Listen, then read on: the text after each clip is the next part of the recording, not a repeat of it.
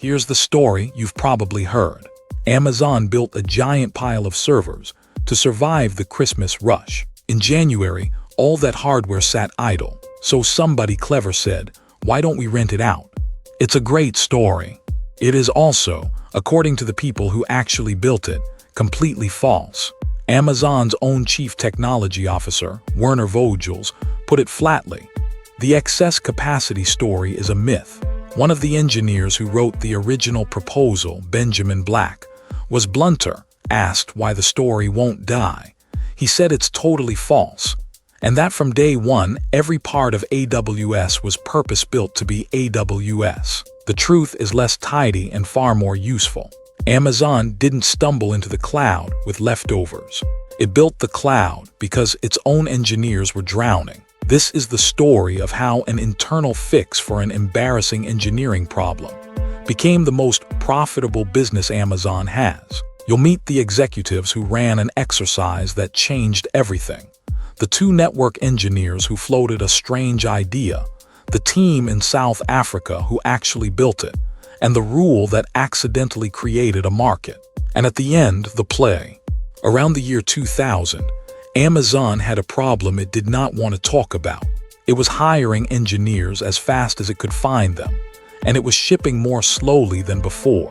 The reason, as Andy Jassy later described it, was almost comically wasteful. Every team that wanted to build anything first had to build its own storage, its own compute, its own database layer. Executives would ask for a project in 3 months, and the team would spend the first 3 months just rebuilding the same foundations everyone else had already built, before writing a single line of the thing they were asked for. Amazon wasn't short of talent. It was short of primitives, shared, reliable building blocks that any team could stand on. So Amazon imposed a rule. From then on, every team had to expose what it did through a documented interface, a service, and talk to every other team only through those interfaces. No reaching into another team's data. No backdoors. That policy became legendary in engineering circles, usually recited as a blunt memo ending in a threat about being fired. The famous wording actually comes from an engineer who worked there, writing it down from memory years later. So treat the exact phrasing as folklore. The policy itself was real, and it was enforced, and it had a side effect nobody planned. Jassy's description of it is almost offhand. Very quietly, around 2000, Amazon became a services company, not for customers, for itself. In 2003, Amazon's leadership went to Jeff Bezos' house for a retreat and ran a simple exercise. List the things this company is genuinely world-class at. The expected answers came out first: retail, selling, fulfillment, and logistics.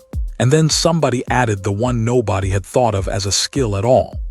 Amazon had become extremely good at running reliable, scalable, cheap infrastructure and data centers, because for years, on razor-thin retail margins, it had been forced to be. Jassy's reflection on that moment is the whole episode in one line. In retrospect, it seems obvious, but at the time, we had never really internalized it. By that summer, they were describing the idea as an operating system for the internet. And by the autumn, the realization landed. The basic building blocks, compute, storage, database, were a green field. Nobody was selling them as services. Also in 2003, two network engineers, Benjamin Black and his manager, Chris Pinkham, wrote a short internal paper. Their subject was unglamorous. What if Amazon's infrastructure were completely standardized, completely automated, and driven entirely through web services? Near the end of that paper, almost as an aside, they mentioned one more possibility: that Amazon could sell virtual servers as a service. Bezos read it and approved it. A few months later, he came back, asking specifically about that last idea, the virtual servers.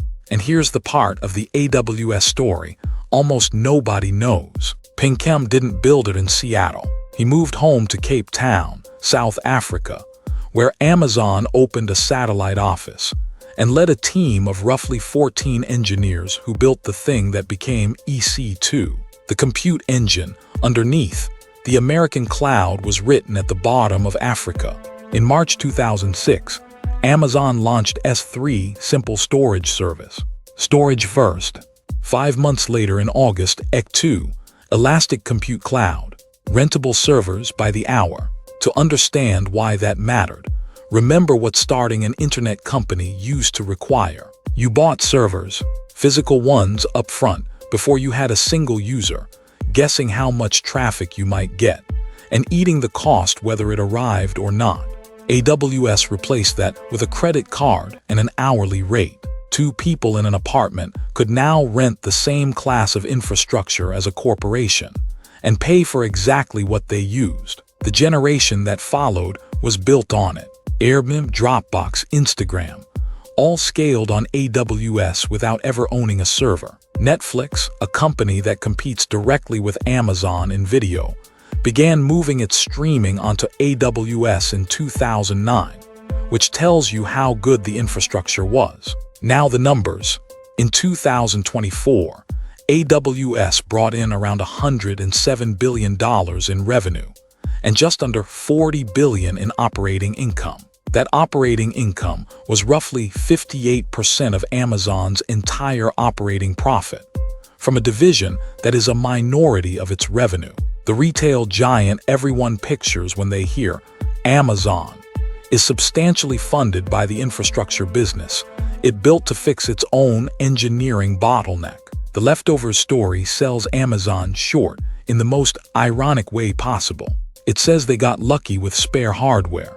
What actually happened is that they solved a painful internal problem so rigorously that the solution turned out to be worth more than the thing it was built to support. So here's the play.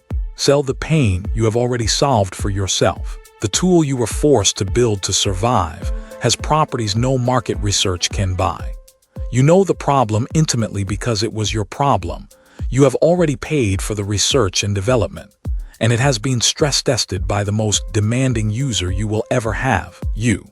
And there's a second, stranger lesson inside this one. The internal API rule looked like bureaucracy. It slowed teams down, it added paperwork, it was resented.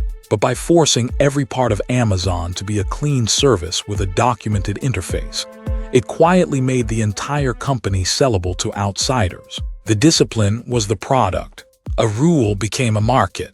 So look hard at the ugly internal tool your team built, because nothing else worked. Look at the process everyone complains about. Somewhere in there is the thing other people would pay for, and you'd be the last to notice, because to you it's just how you get through the day.